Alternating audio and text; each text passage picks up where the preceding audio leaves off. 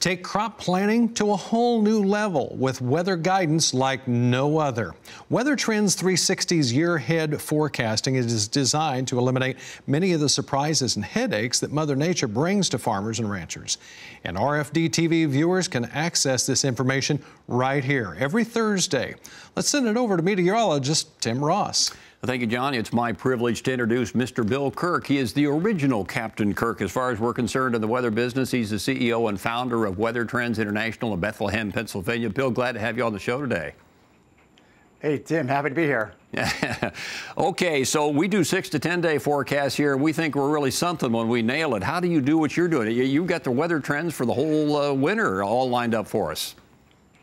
Actually, for the year ahead. So, yeah, real Captain Kirk here, Tim.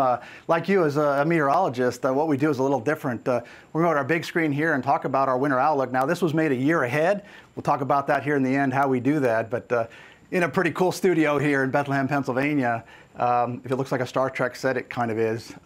We've been working with some of these clients for 16 years now, so we use a statistical math-based climate cycle approach to predict the weather a year ahead. Temp, rain and snow, growing degree days, by mile, everywhere in the world. So working with a lot of the big boys, the clients that I actually enjoy the most is this little group down here, thousands of farmers. So their livelihoods depend on the weather, so it's really good to work with those folks.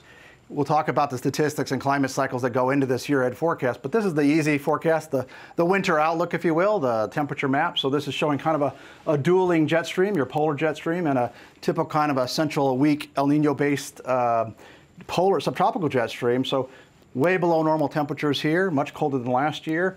While it may be cooler than last year out here in the Rockies, it's actually warmer than average. So this is a trend versus last year, but warm spot, cold spot. Now, where these two meet obviously gets pretty interesting. So again, we talk these temperature trends here. Temperature trends looking at the coldest in 5 years for the nation as a whole. So this is looking back at the last 30-some years. Way below average. Last year was in here, about average. Looking at the rainfall map, this is total rainfall again for the December through February period. 8th wettest in 30 years. And again, you kind of see this nor'easter type track. So again, and even out in this neck of the wood, the Midwest looks pretty exciting. So rainfall we say is about average, a little bit above average, 8th wettest in 30 years. Now, the map that everyone always likes is the snow, and snow seems to be the hot topic, and we're really excited about this area out here in the Midwest, snowiest in 5+ years. In fact, the nation as a whole is showing the 8th snowiest in 30 years. So this jet stream combined with this El Nino jet stream brings in, this nice conveyor belt of snow. So much above average snowfall from Goodland to our area here in Pennsylvania. Going to be pretty exciting. So snowfall we say is the most in 5 years nationally, and the 8th snowiest in 30 years. So again, a lot of factors that go into the process. Everyone always keys on this little small area of El Nino out here. So many other factors in the oceans that go on, Indian Ocean, the polar areas, the Atlantic. So again, we factor in a lot of areas, and our forecast basically for clients will show things like this. February 29, we think you're going to hear a lot about the polar vortex. Again, so this is kind of more detailed report. What we would show a farmer is a tad different. They might see something like this, Farmcast. So it shows them what's happening since planting, today, tonight, tomorrow, the next 2 weeks, and most importantly, this year ahead outlook. So every day they're kind of getting an outlook as to what's going to happen specifically to their farm. So a neat product, help farmers kind of plan more strategically a year out. Well, Bill, that's impressive stuff. I've been a meteorologist on TV for many years, and I must say I'm very impressed with the work you do and have been for quite some time. What I saw looking at all those maps was that where I'm living here in Tennessee, we're going to have a perfectly summer-like winter, right? Just kidding, but that's what I wish I don't know about that. Well, that's what I saw on the maps. Hey, in what you do, you've been so accurate. You've made such a name for yourself with what you've done. How in the world do you do it? Give me some of the specifics on how you do these long rangers.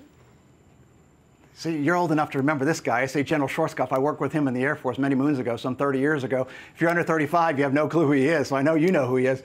I had the pleasure of working with him briefly back in the 80s, Desert Storm, Gulf Storm. So it was make a long-range forecast, but don't change your mind once you issue it. So it was really exciting to kind of get that thinking, because that's very different than physics. And I thought we'd talk about that, because as meteorologists, you and I have to predict this. This is physics. If there's one storm in the ocean, that would be easy physics. We could predict that.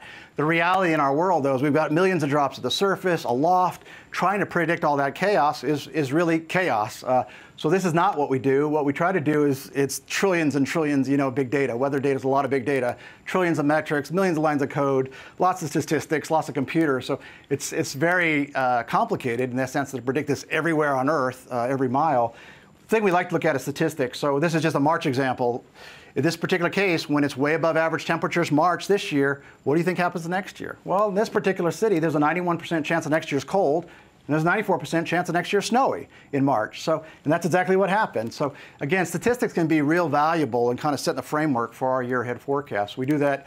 It's not easy math. It's everywhere in the world, every mile out a year.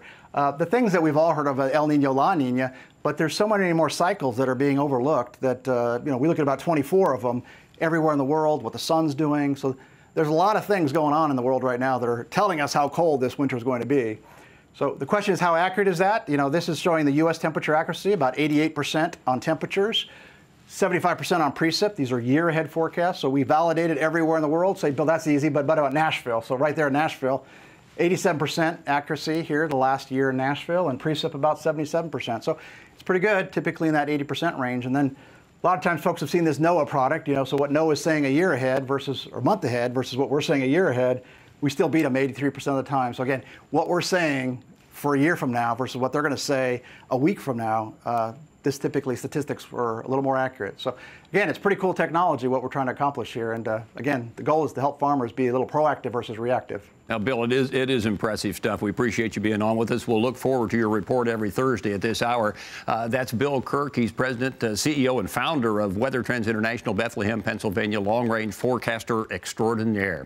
Well, we'll take a break now and come back with our forecast for the next few days across the U.S. and Canada. We'll do that shortly.